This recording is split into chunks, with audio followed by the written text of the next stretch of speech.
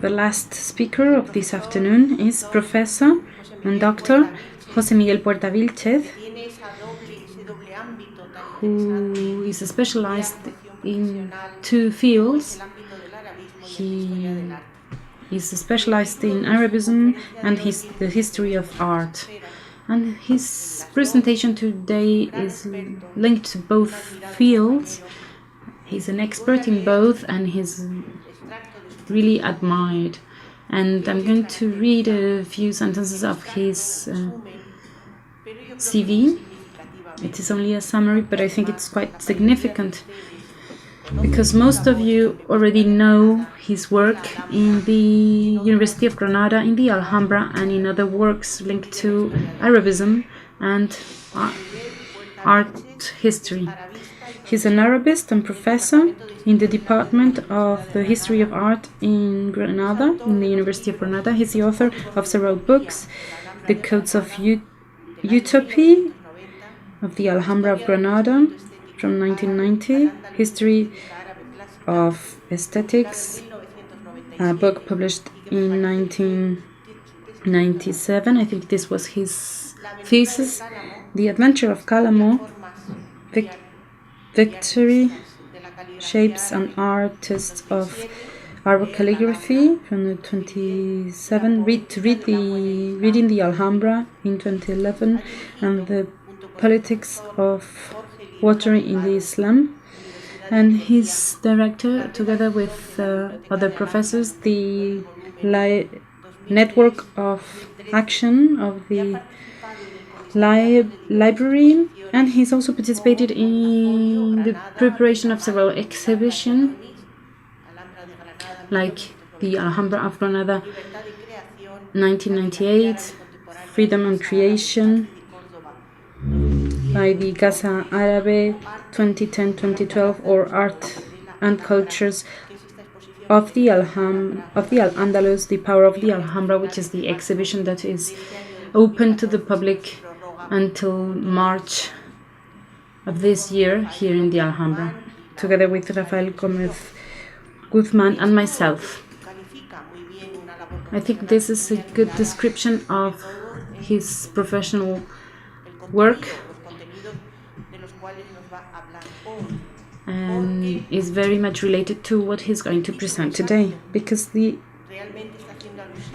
title of his presentation refers to written culture, both in the Andalusi Granada, referring to manuscripts, and also the transmission of culture of the upper part of the society, and also other elements that use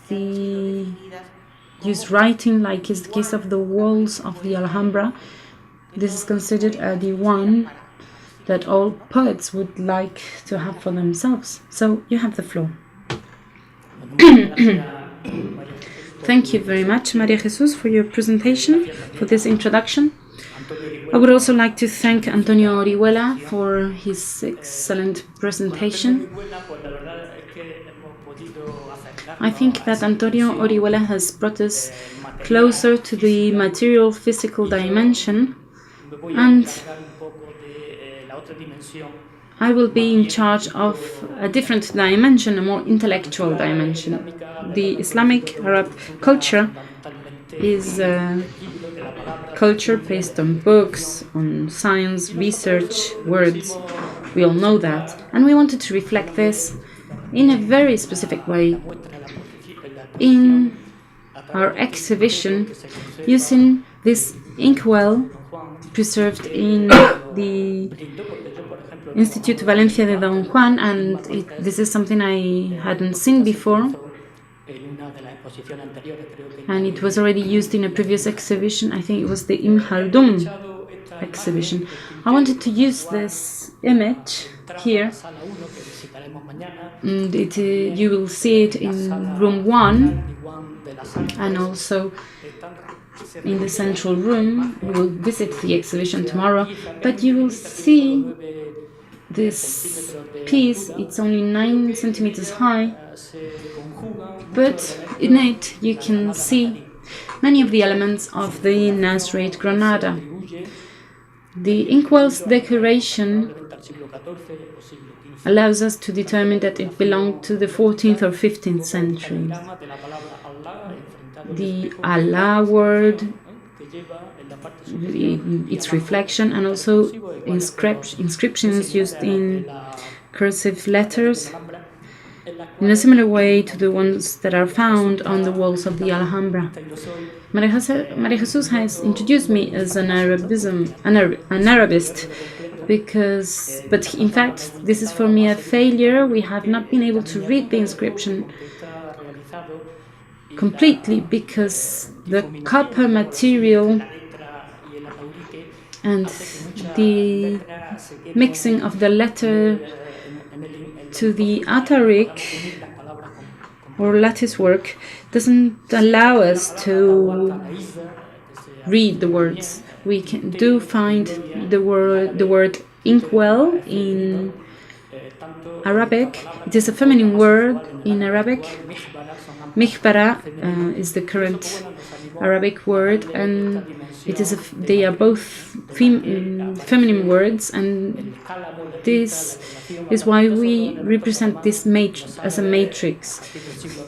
Since the 10th century in the East and a little bit later in the West, Arabs developed the great culture of writing, books and science and thinking and reflections, and all this thanks to their trips to China. This map, created by Carlos Navarro and others, belongs to an encyclopedia that has been the result of many years of work of many people here present. Over 150 Arabists have participated in order to sum up everything we know about the written culture in Al-Andalus. It's called the Al-Andalus Library, and I would like to show you a couple of images with the statistics that allow us to understand the distribution of the wise men in the different capital cities of Al-Andalus. This image already shows us the influence area of Al-Andalus from the intellectual point of view, with several main areas like Córdoba, Seville, Granada, the cities where most of the wise men came together around the courts. Currently, most of the figures that are found in the documents we're talking about 2,700 figures, and we've counted close to 8,000 works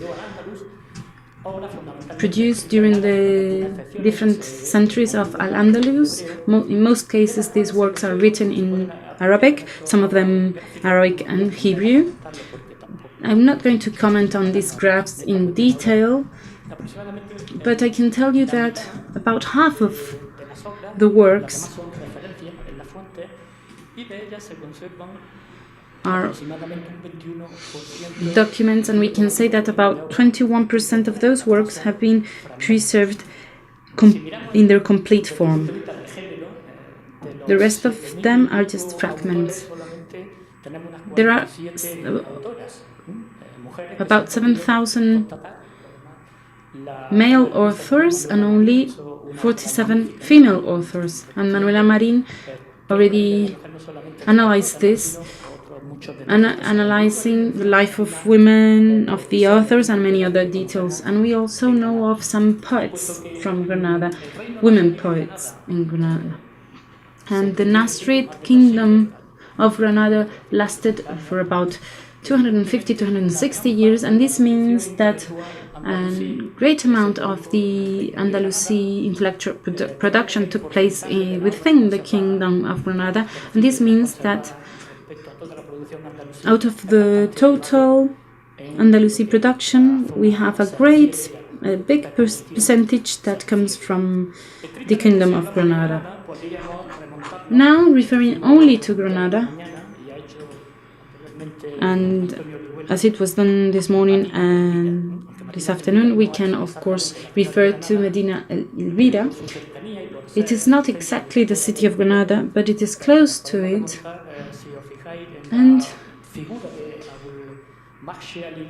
if you look at Abu Palshi al-Biri,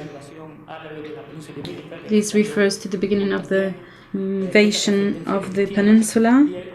And here we see a Christian origin, and one of the first poets known in the Arab sources. And his daughter was considered to be the first female poet in Al-Andalus, who wrote poems in the honor of Abdurrahman II. But from Elvira we do not know of many authors, although we do know of some authors that date from the period in between the end of the Elvira city and the foundation of the Granada city. Here you have an image from the exhibition in the Science Museum. It is an exhibition on Medina Elvira, and I must tell you that I enjoyed it a lot because it is not well known, but there's some archaeological remains in the Archaeological Museum of Granada, and it is a pity to see that the Archaeological Museum is closed, taking into account the fact that many valuable pieces were kept there. An important archaeological museum in Spain, and it is in a terrible situation, and as far as I know, its future is not brilliant. Many of the pieces exhibited in the exhibition on Medina Elvira belong to the Archaeological Museum, so I would recommend that you visit it soon. During the 11th century, 1012, 1013, when the Zirids become independent and Granada starts defining itself as an urban city, an independent city, for the first time it was the capital city of an independent kingdom, and we saw that the Zirids tried to set up a very educated court. Many of them recover the elites from the Umayyad Cordoba, and they go to Granada, not with Ziri, because Sawi Ziri leaves power very quickly. He arrived to Granada and soon left to the northern Africa, and it was Savuz who succeeded him. And there was a great intellectual figure, one of the greatest, let's say, in one of the greatest intellectual use of Al-Andalus was Samuel. He's also referred to as Ismail ibn al-Nagrila, and he becomes a key figure. He had been in Malaga first, where he was well known because of his calligraphy. He was a polyglot. He knew Aramaic, Arabic, Hebrew, and other languages, and he was a personality who led armies. He occupied positions, the topmost positions occupied by any Jewish in Islamic Andalusia. Some authors refer to him as some kind of a character of a protagonist of some kind of a Hebrew Renaissance. The Hebrew language was recovered, especially in the study of sacred texts, but it's all made on the foundations of the Arabic culture, because all of them write in Arabic and try to apply the principles of prosody rhetoric, Arabic. They tried to apply them to Hebrew. These took place mainly in two places in Saragossa and also Granada, where that Jewish community was very important. Samuel ibn al-Nabrela protected it. Proof of that is that Samuel ibn al-Nagrela, who appeared as someone also involved in municipal initiatives, for example, the setup of the Nogal Bath and also intellectual activities. There are not so many of his works preserved, but poems in Hebrew have. There was a book by him which was contested by Ibn Hazm. The book was called the Book on the Contradictions of Quran. Ibn Hazm for it, and Ibn al-Nagrela chose Ibn Gabirol from Malaga, who had been in the Taifa of Saragossa. Ibn Gabirol from Granada traveled back to Ibsa. He had a difficult personality because the Hebrew community in Saragossa expelled him from the community, but at the same time he has a series of works. I'm not a specialist in Hebrew nor in the Hebrew culture, but he's acknowledged as one of the biggest Hebrew poets of all times, and also as a Neoplatonic thinker in Arabic, especially this work whose translation we have here, The Sources of Life, and some of the texts which have not been so much preserved. He's considered to be one of the introducers of humanism, which took place some decades before, especially in Iraq and that area of the Arab world. Ibn Gabirol also came to Granada. That's why I mention him, because it's a city that, apart from producing interesting wise men, it was also the destination for people from different points of the Iberian Peninsula. So Ibn Gabirol came to Granada and became the mentor of the son and successor of Yusuf ibn al-Nagrila. And there's a poem related to the Alhambra here. I hope I do not take much of the time allocated to me in the agenda. Yusuf ibn al-Nagrila has a poem describing Ibn Gabirol, a Hebrew poem describing a palace of Yusuf ibn al-Nagrila in Granada, established in the hill of the Alhambra, and it refers to a specific pond with lions and water with a fountain, giving details of what garden palace would be in Al-Andalus at that time. In this case, as applied to a palace in a Hebrew poem. That led to an attempt to an identification between the Fountain of Lions and that poem, maybe belonging to a palace by this Yusuf of the 11th century. Today we believe that that's not the case, that it was built, it was committed by Muhammad V at that time. And a good translation of the poem tells us that what's really conveyed, it's a Palatine tradition which which became integrated into some areas of Hebrew of Jewish culture. The Banus of Granada also became very popular. He's got a treaty written in exile, and we could mention a series of Hebrew authors, and as Maria Jesus Biguera said in the morning, we're not that permanent, that active in posterior times if we compare that with the 11th century. So a series of elites, an active Hebrew community was preserved, and they used both Hebrew and Arabic. Among the Muslims, we may see that we have Ibn Isa or Abul Sakh al-Sibiri, and the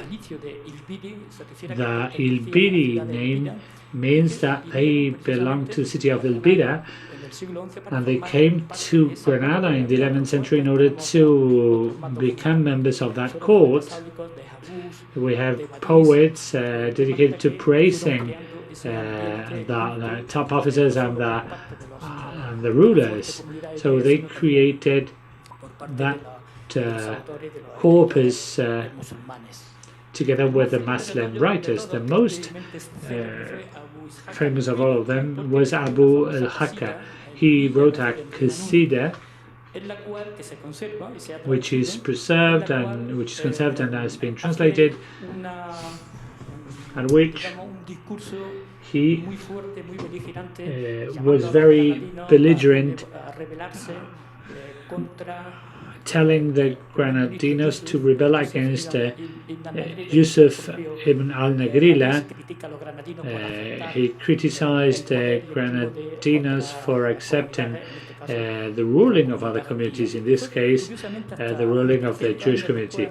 And 300 later, it was not until 300 later that Arabic or Jewish sources would relate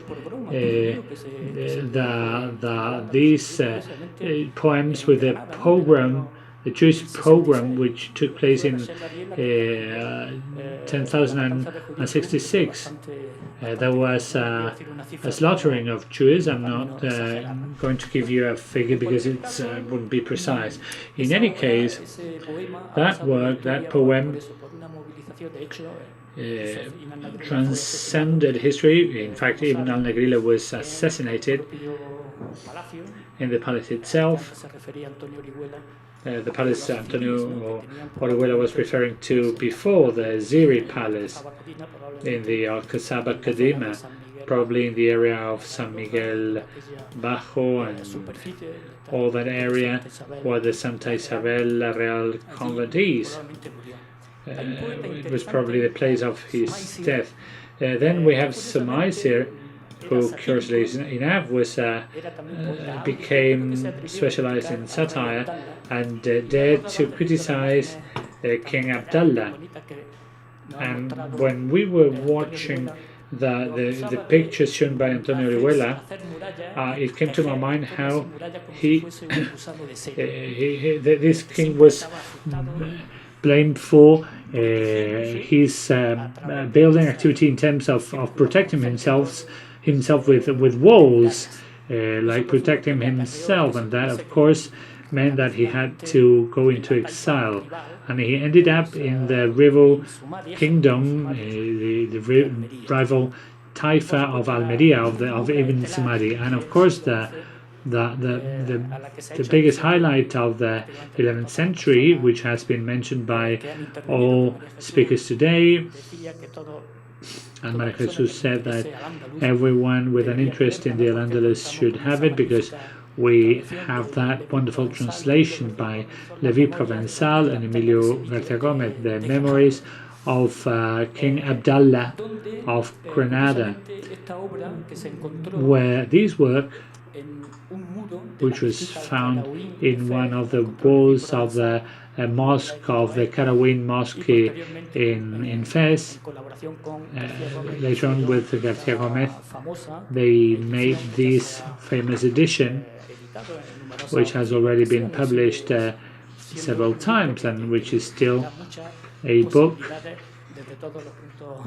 with many possibilities from all points of view, both from the point of view of the naming of places, also in historic terms, but also from the point of view of the thinking of daily life of that time, because there are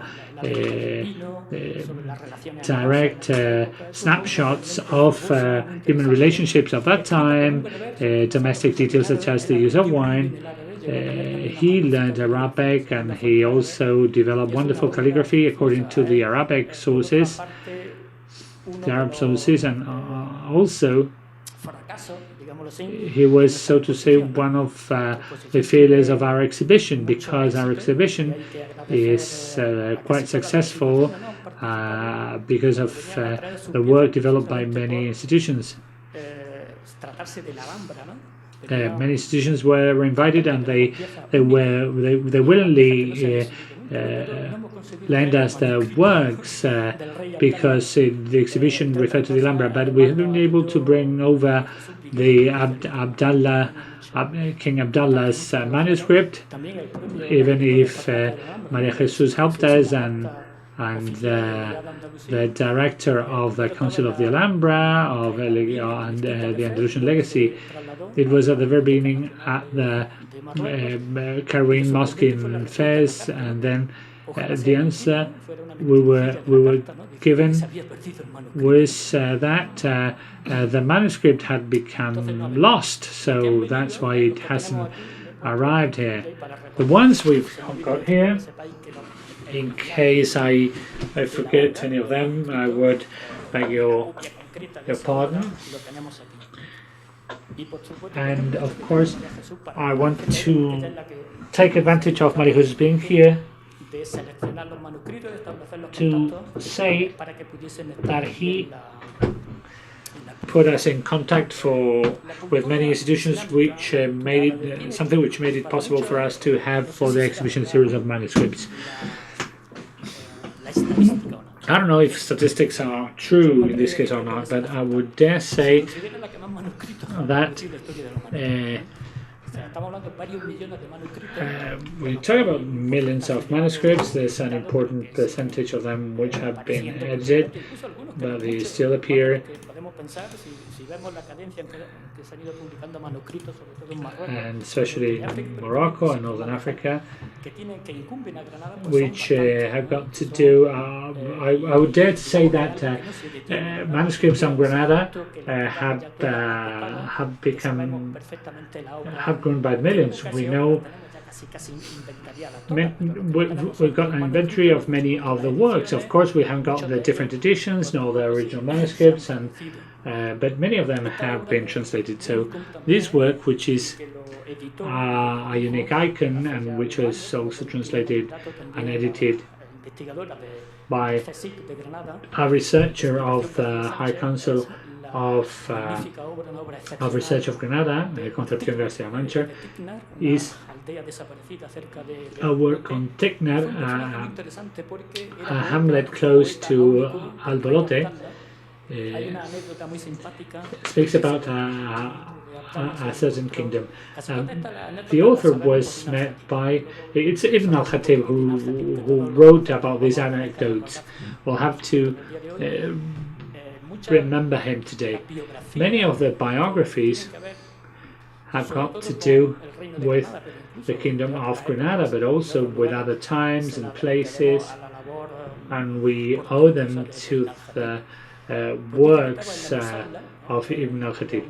He would say that he was in the Al-Musalla, maybe there was a small mosque there in the Al-Qasaba Kadima, and Al-Tiknadi was having some intoxicating refreshments with a group of friends. That's another dimension of the Andalusian culture.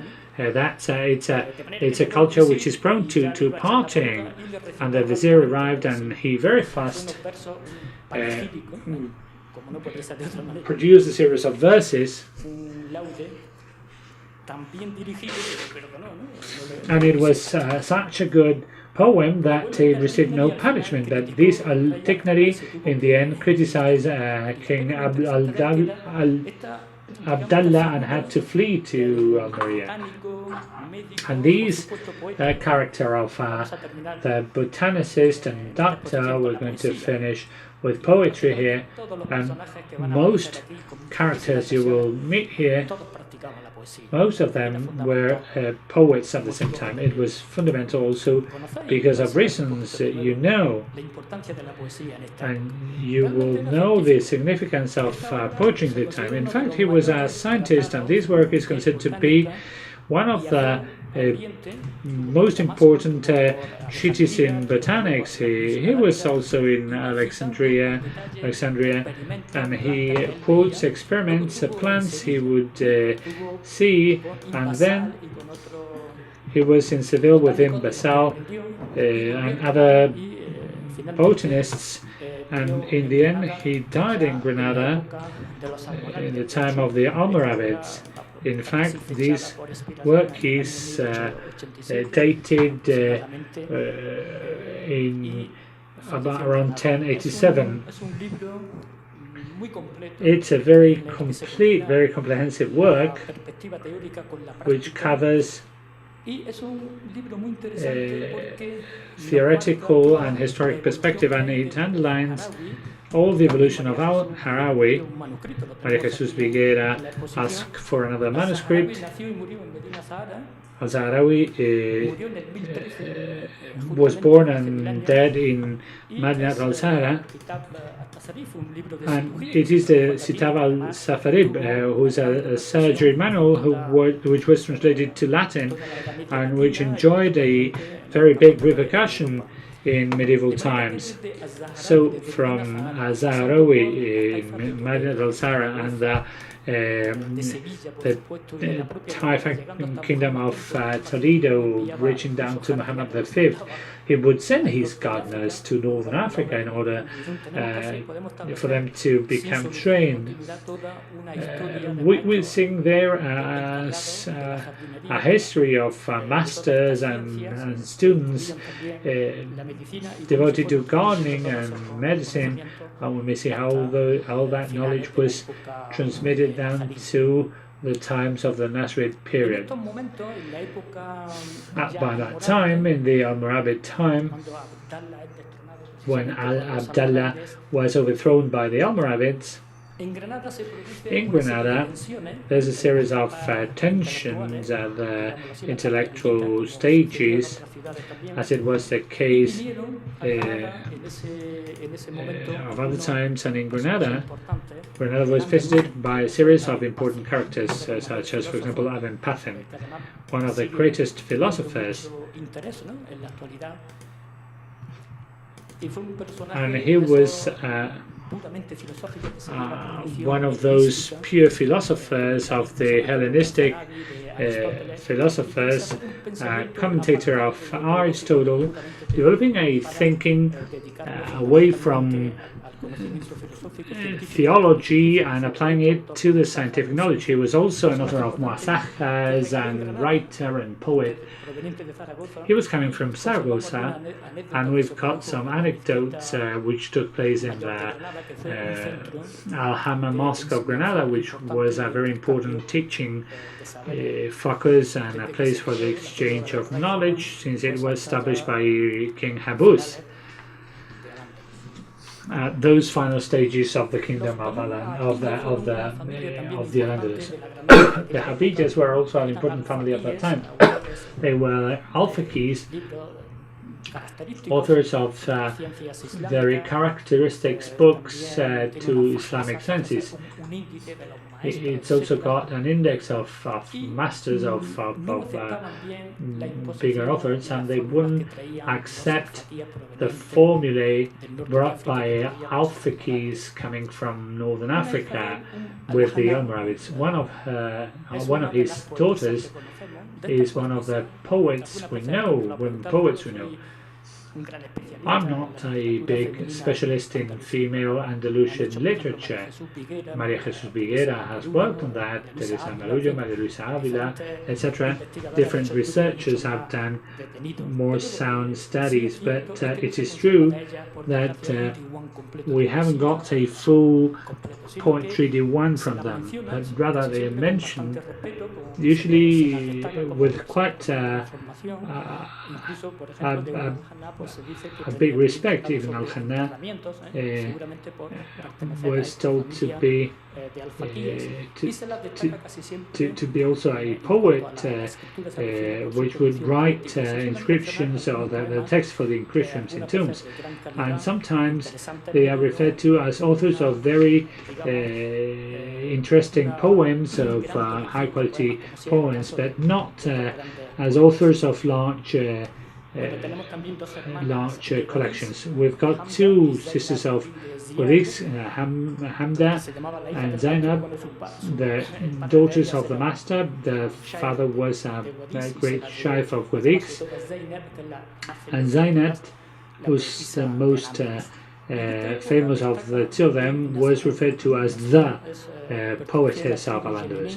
They belonged to a tribe from Yemen, which became established in the Alpujarras, and they are referred to, or she was referred to, as very cultured, very able in terms of improvisation, etc. And these women poets appear at the core of poet ensembles, poet meetings.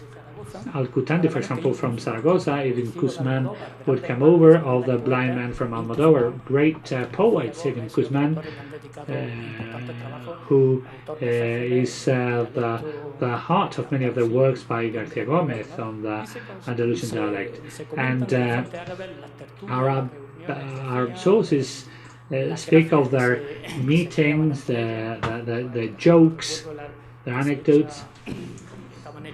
For example, they were in La Zubia, and there was quite a bit of a life of that sort there. And there were gardens and homes, and Ibn Guzman was thrown to a pool because he was drunk. The element of wine drinking appears all the time, and one of the elements in the exhibition is that of the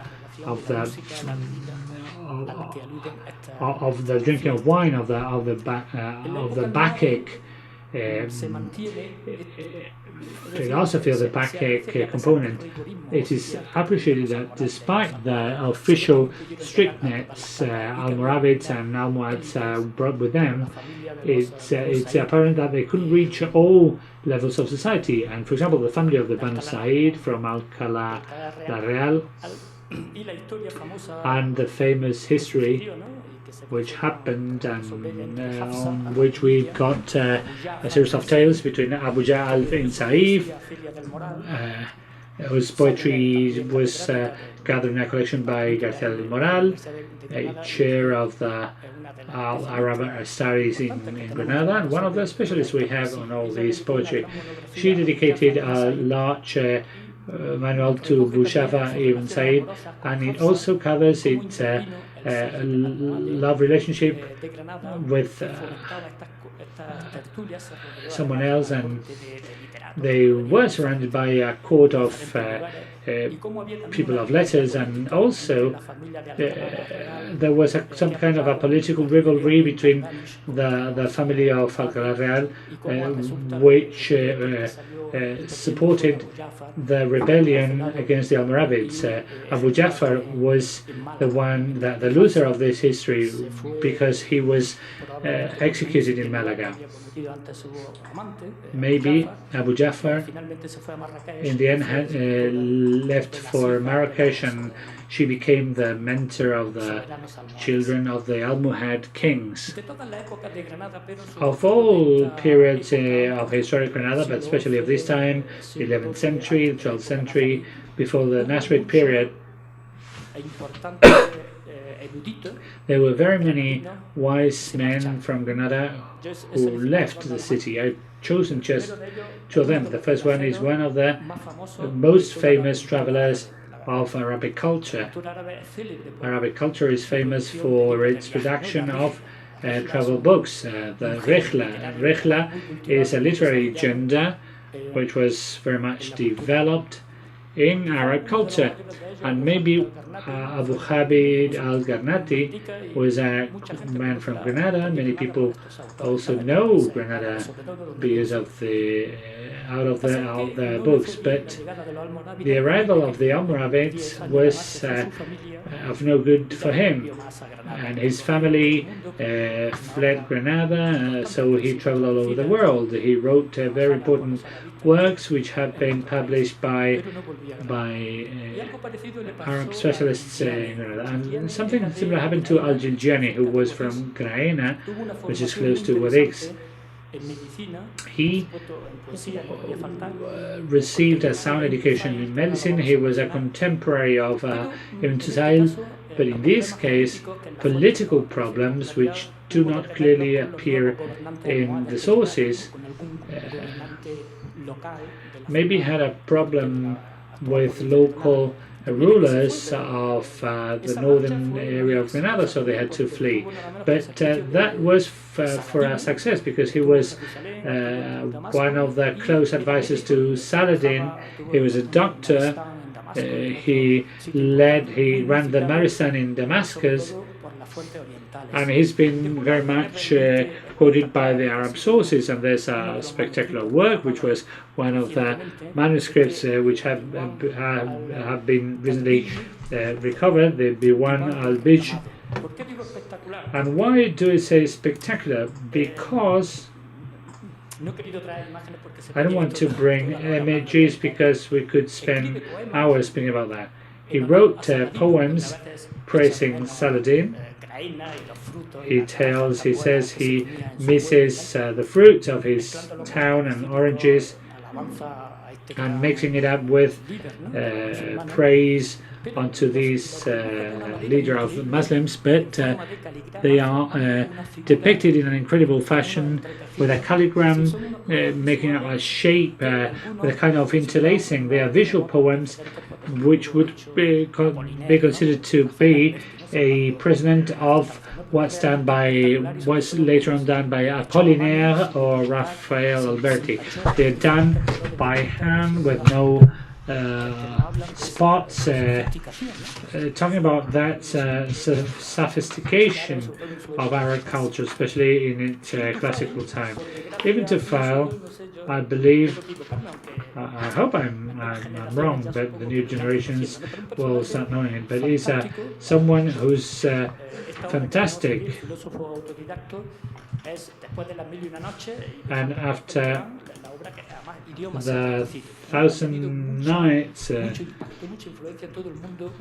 he was very much influential in the Anglo-Saxon world, because it tells about the life of someone, a self-made man living in a deserted island, and he became trained in the area of Tijola, or close to Guadix.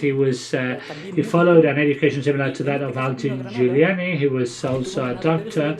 He was in Granada, but he became he was also a very sound philosopher, as this work shows, which is wonderfully written in Arab. It's now become very popular. Also, Anglo-Saxon specialists, and speaking about that would take us quite a bit of time. And he ended up in Seville. He went with the Almoravid rulers to Seville. He spent most of his life in Seville, even if in the end he came back to his hometown. He fallen disgraced when he was already old, and he went in exile to Marrakesh.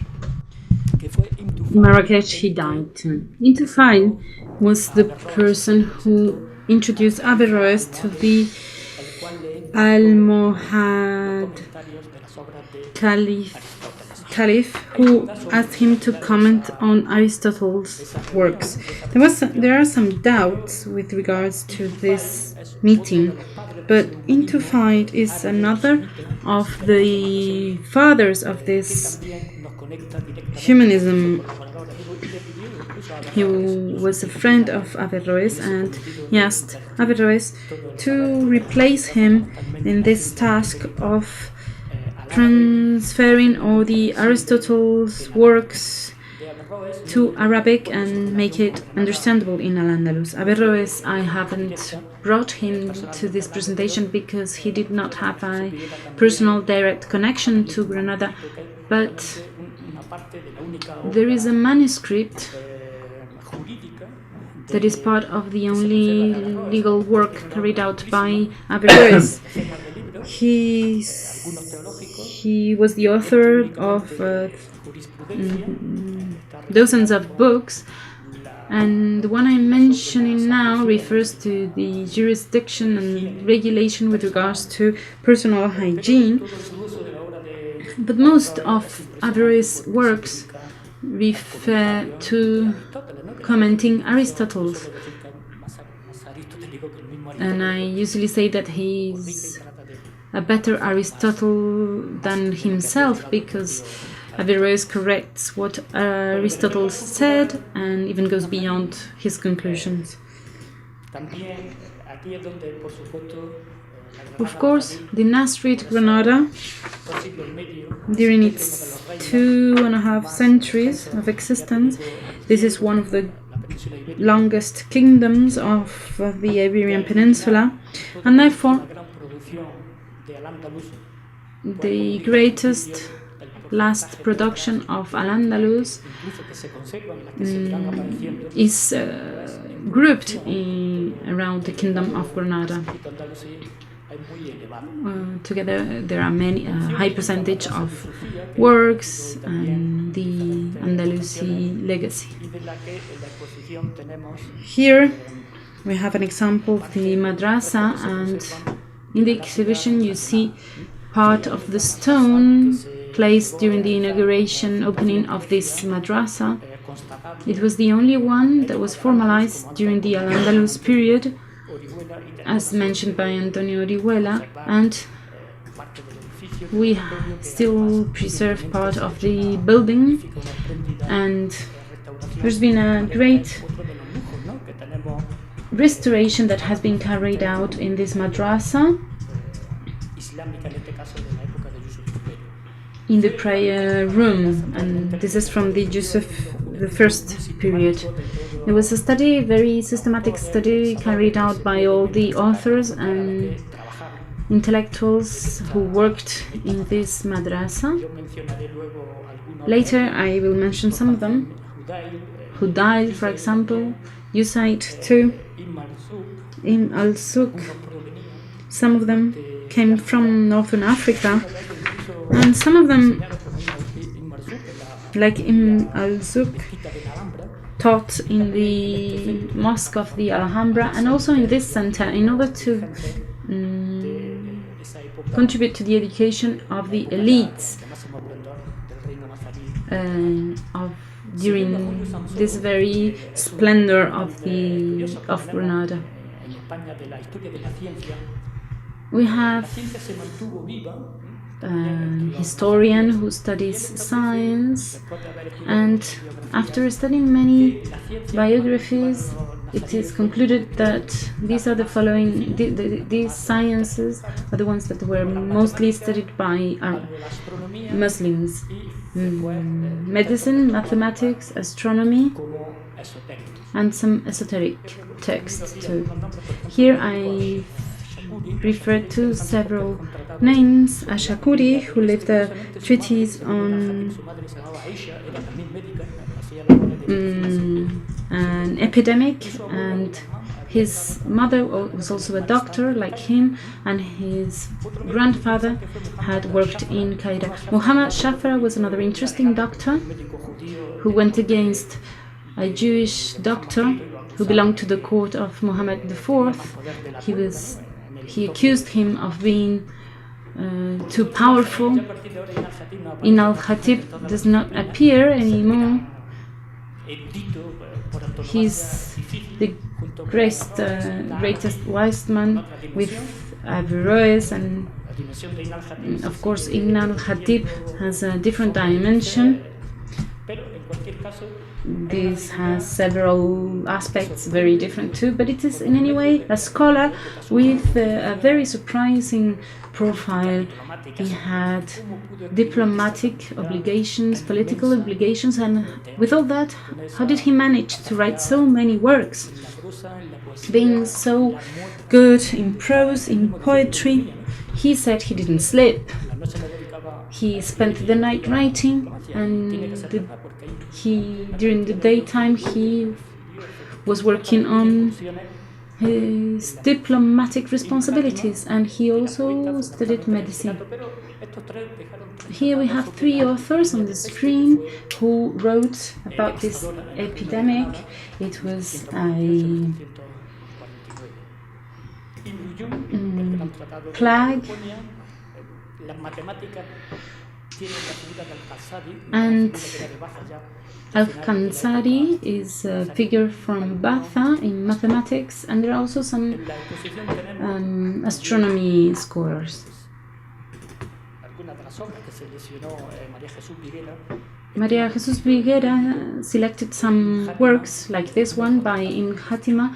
This is one of the treatises on the pest, and of course nowadays here we may find some things that are more of a legend or esoteric things or popular traditions, but in any case these works already observed that the disease was transmitted by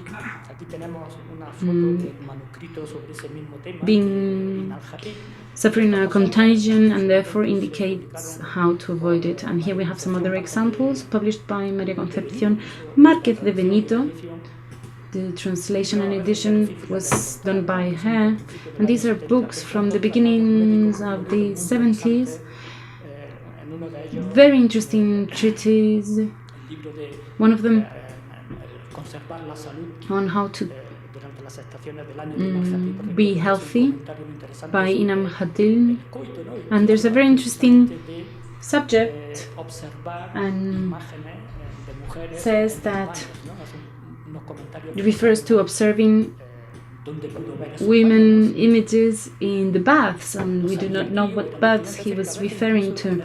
Also some comments on intercourse. So here we also find elements that are linked to everyday life, or of course the elite's everyday life. Here we have Ibn Lujun manuscript conserved in the School of Arab Studies. I would like to thank, well, I didn't say that he's that Antonio Orihuela is the current director of the School of Arab Studies, and therefore we should thank him for these manuscripts like this one and many other. This one was studied by Joaquín Aiguaraz and also translated. And this is a very interesting work, and we can see the Generalife right next to it on the screen, because there is a detailed description of how to build a garden. And whenever we read this makes us think of the buildings of the Generalife. The mathematics and astronomy were followed by many from Muhammad II on. He created a meeting out in the outskirts of Granada, and it was a meeting where different wise men attended, as well as himself. In Binarramkan and Arikuti, for example, attended that, and many of the scholars in the court of Alfonso X.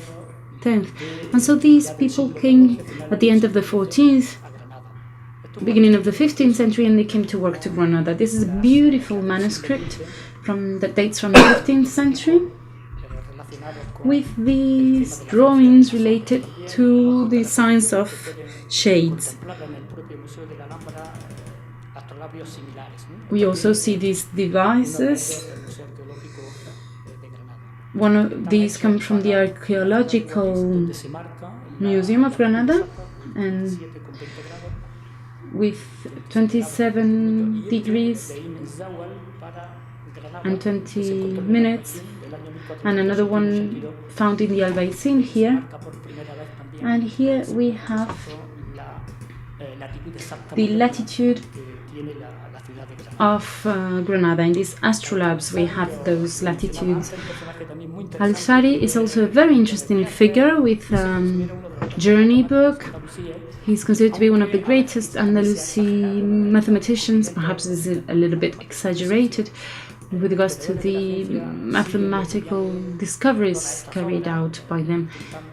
Mathematicians are still analyzing these works, trying to value them correctly. The works are not well preserved, and many are not correctly translated and analyzed yet. With regards to philosophy, in the Nasrid period, and specifically in Granada, apart from Ibn Labirgab, apart from Ibn Pafe, who spent some time in Granada and had some specific functions, the period of the great philosophers like Averroes, Almaravid, and we have a manuscript on some of these great works. But let's say that in Granada,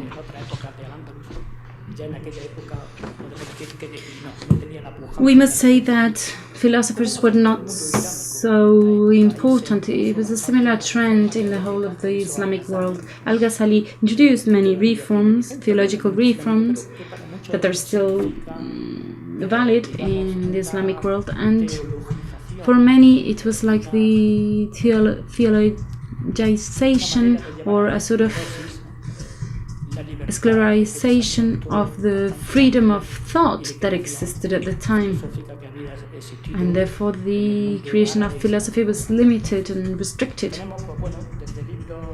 There are books such as a geographic book like this one by Johannisi from Almeria, and in the exhibition there are some of the manuscripts, and this were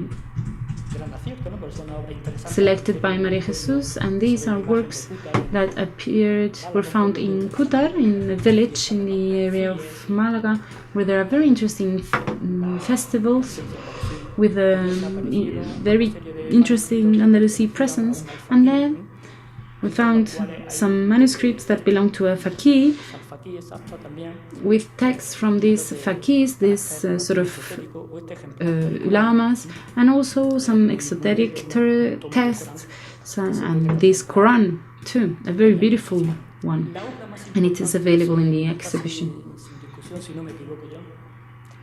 If I am not wrong, this treatise on Sufism by Ibn al-Khatib would be one of the most important works. This was studied by Emilio de Santiago, but it has not been translated nor studied in total. He was not a Sufi like Ibn Alawi, very deep one. It was a more of a court Sufism, and Ibn Khaldun and many other authors also followed this kind of Sufism. But it's very surprising to see the amount of knowledge that is reflected there. Suhrawardi, for example, is mentioned here. Sufi philosopher Akmaldu, very persecuted. So this is an encyclopedia gathering all the knowledge on Sufism at the time, about 1367 more or less. Al-Khatib went through a very important psychological change. His wife had died.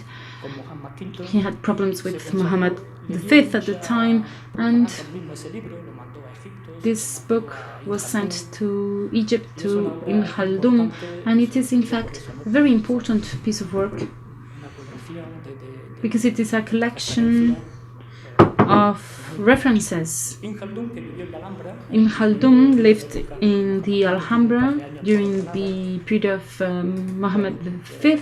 He spent a couple of years in Granada. He is the author of many famous books that I'm not going to mention now, but in any case he had a relationship with Granada. Out of the journey books of the time, we have some examples. This one was mentioned by Maria Jesus, I think, this morning. We also have the manuscript in the exhibition. This is in Al-Khatib journey with Yusuf I on the northern part of the province of Granada, with some small poems too, using a red ink, and also Al-Kansadi, and, well, we have a good representation of Rihla in the Al-Andalus. I'm going to finish with a couple of aspects now. I would also only like to take 5 or 6 more minutes. In Al-Khatib, here we have Al-Haman al-Jitad, one of the volumes. This is also one of the few texts. It's in fact a book with a lot of context, journeys, poems, descriptions. It includes a description of the Mexuar in the Alhambra, one of the few detailed descriptions studied by García Gómez, also Fernández Puertas, Antonio Orihuela. So, as I say, there is a description of the Mexuar in the Alhambra with very interesting contributions, and they have been very valuable even in order to reinterpret this area, which was not well known. Apart from many references the book includes with regards to materials and textiles and so on. Al-Buknahi was a colleague in Al-Khatib, and then he was the High Kabi of Granada,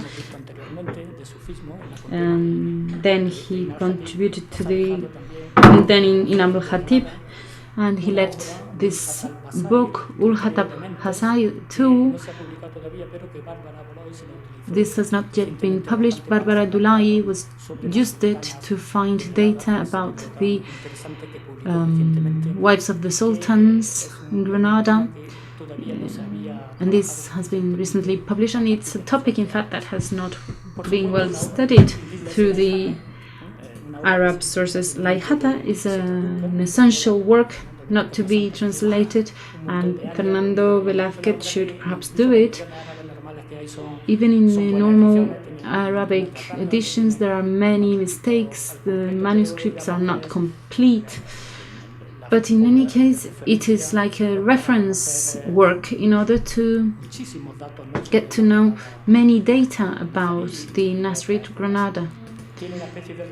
There is a sort of summary that was translated some years ago and several editions in Spanish. And another figure in historiography is Ibn Nasil al-Garnati, who belonged to a family of wise men. And we must highlight that this work was published in Arabic, and there was a description on the Alijares, and in this description it is said that there was an earthquake that destroyed the area, and this description was used by many current authors to try and reproduce the architectonical project of Ibn al-Khatib. There's another book that I didn't know before. It is a narrative by a soldier, and this is kept in the library of the Escorial, and there's the description of a period, a very interesting period, with the fight between the father of Boabdil, Aisha, the mother, and Boabdil himself. This belongs to Boabdil, and it is a key piece, although it is not part of the written culture, of course. And it is fantastic to have it here again in the Alhambra. And with regards to the kings, Maria Jesus Viguera was also the person in charge of the documents of this section, and we must say that we have the documents coming from the Diwan, going towards the Crown of Aragon, the peace treaty, several treaties, peace treaties, and several sultans with the signature here made in the Diwan Ali Shah, and this is complemented by documents on contracts used to buy houses and purchase agreements and so on, and this shows that there were diplomatic relations between the courts and also of this state of law. In the Islamic culture in general, and also during the Al-Andalus, we have this literature called of Belles Lettres, and here we have Ibn Huldai, who wrote this manuscript first, and this manuscript is in the exhibition. It is on Muhammad V, and Maria Jesus studied this work. And here we must say that this is the type of work on the horses, with the figure of the horses. We also have the treatise on horses made for Muhammad V, where we have all the characteristics of a good horse. So here we have, this is a manuscript that we would have liked to include in the exhibition. We do not know whether it was produced in Granada or not. The author, well, let's say that this is the reflection of the princess. Machiavello's Prince Preliminar, let's say, and there are many interesting editions, and here the drawings are the most interesting aspect. Using perspective with the representation of the 3 dimensions, and here these 2 scenes with women, this was shown already this morning. Here we have another drawing where we have a direct explanation of it, showing how he's reading a book to the ministers. So that's a way of recovering the figure of the sovereign and the court. There was also another literature, a minority literature, the makamas, as they are called. And in Al-Andalus we have preserved several of them. Fernando de la Granja were collected. Nowadays they've been forgotten. But in any case, they are very interesting because this is a type of literature that is not linked to the court. We have this faqih from Malaga, a poet who is Majin, so with a moral that is not totally respectful. And there was a makama on the plague, on the pest, inviting the Sultan to leave Granada and go to Malaga in order to avoid the epidemics. In any case, now I would like to finish with very brief comments on poetry. Poetry was produced by all the elites. Yusuf I, Muhammad II, many of them, and they are considered to be the authors of some poems, but perhaps it's only something that was reflected as such in the biographies. But in any case, it's true that they considered poetry to be very important, and they surrounded themselves. They made sure that they were surrounded by poets. We've got Bulbakar Rundi. He's famous, especially in the Islam world, because he wrote a poem on the destruction of Al-Andalus, because in the Nasrid period they had the feeling that Al-Andalus was going to be destroyed. Al-Pasti from Bassa had a diwan on poetry, and this shows that in some areas, a little bit far away from the court, there was a lot of interest for poetry. This is from the period of Muhammad II. Al-Garnati, here we have another Muhammad Al-Garnati, an interesting figure, but someone who left Granada when he was 20-something. He had problems with Muhammad II. He's a great poet, but at the same time someone who commented the Quran and studied many other areas like grammar. The first Turkish grammar was written by him, and there's also a dictionary, Arabic Turkish. And why? Because he went to the Mamluks court in Cairo and he wrote two Turkish grammar, two grammars of Turkish, and he also wrote some grammars of other languages of the area, like Abyssinian. His daughter Nudar was a great poet, but she died early, and in her poetry diwan he included many poems to his daughter. Finally, I would like to finish referring to the Alhambra.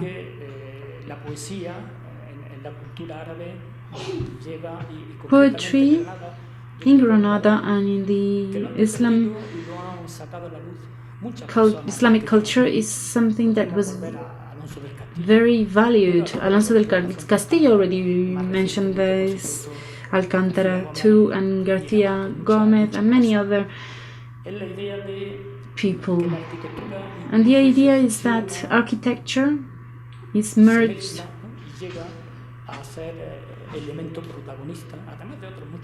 and becomes a key element, just as water and many other elements, and therefore poetry had a key role in the Alhambra.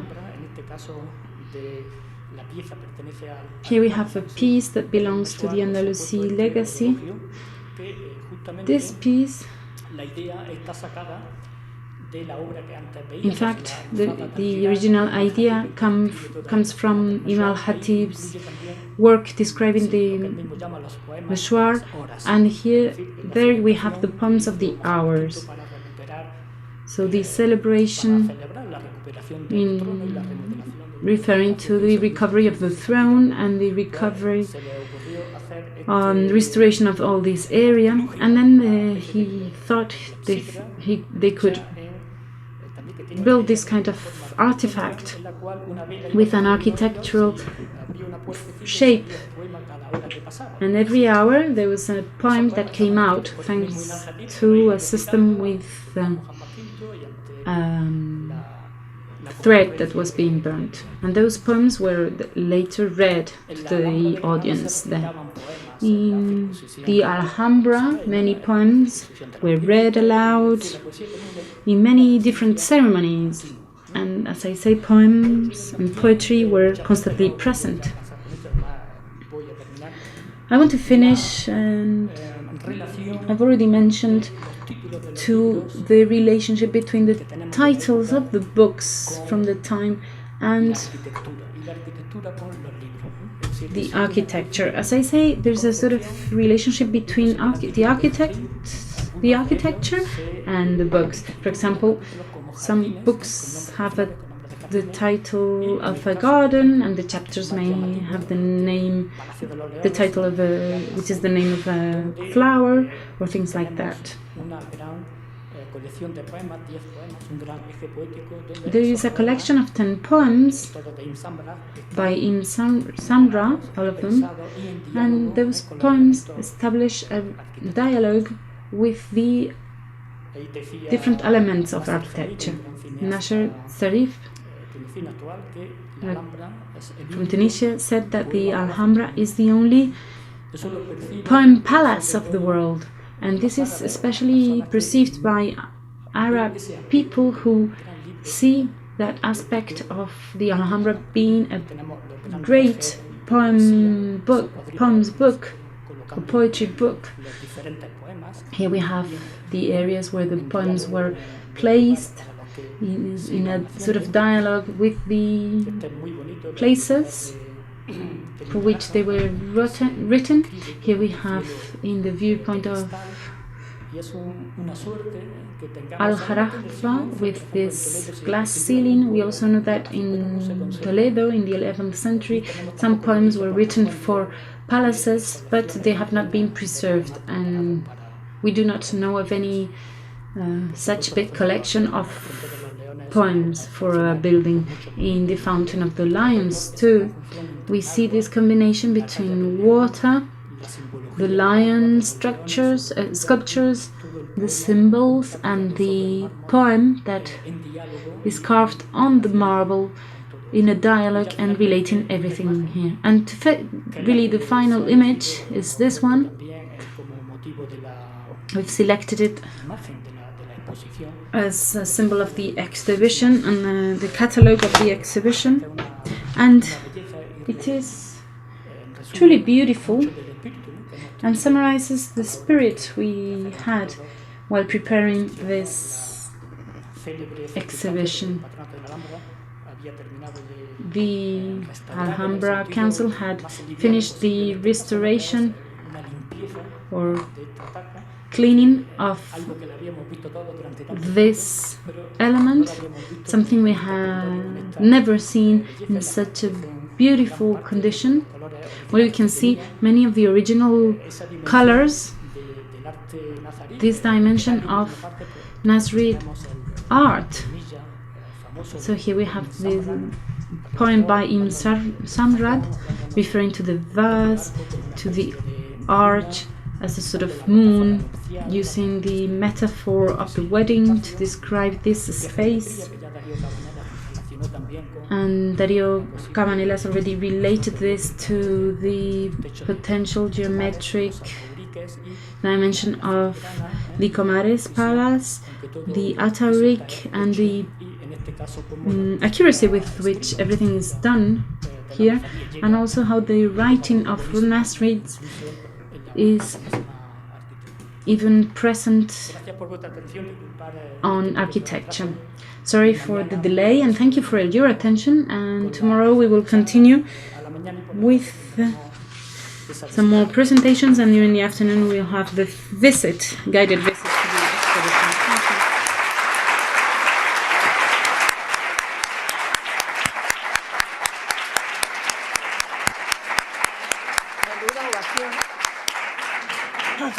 Bueno, yo tengo que agradecer. Naturalmente voy a utilizar tres frases nada más para I decir must que ha sido thank you una now, presentación and I would like magistral to say porque ha that this hecho un has been an recorrido magnífico sobre extraordinary lo que fue la cultura presentation escrita because he's en covered Granada.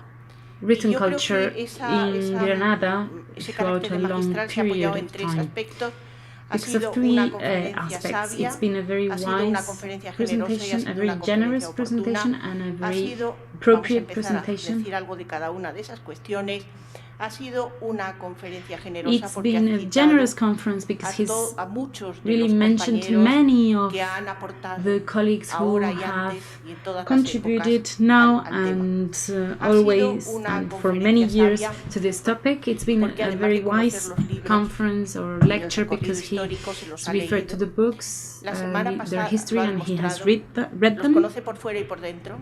Pero es que además He ahora knows me those explico works por qué la in and semana outside, pasada and now I vi unas understand why fotos last week de I saw Puerta a Vílchez series en of una pictures of revista him de los in a Emiratos. magazine Y of se the veían las Emirates, paredes de su casa. and you Quiero could decir, no see se the veían walls las of his paredes de su casa. home. I mean, Estaban cubiertas they de were librerías covered llenas de libros. of Y ahora me bookshelves, explico and todo now I esto. understand all Y la that. tercera ha sido una conferencia oportuna And the third is porque that ha this relacionado conference was quite perfectamente su adequate tema con la exposición. because he solved this En relación con esto, hemos sido un issue equipo with the muy bien exhibition. avenido de To tres sum up, we've been comisarios y a todo lo harmonious hemos hecho team entre of los three tres curators, en and everything has definitiva. been done Así que among muchísimas ourselves. So gracias. thank you very much for your attention and time.